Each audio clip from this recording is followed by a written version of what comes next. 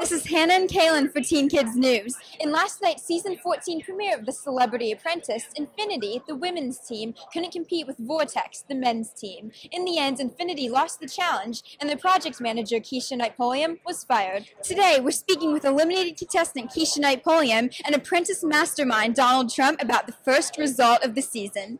Hi, Mr. Trump. Hi, Mr. Trump. This is a very important interview.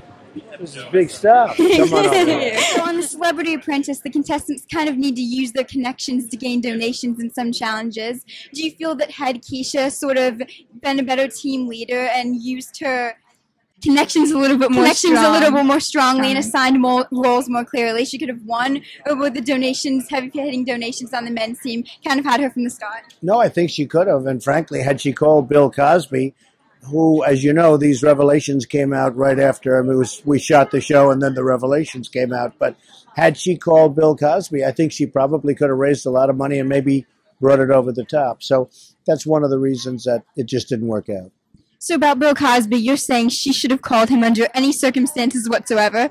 Well, I think so. First of all, the show was just before all of this came out. So nobody knew what was going on with respect to this. But I think she should have called him, even if she knew. I mean, I think she should have called him because it's money going to charity, and her charity is a very worthy one. It's very true.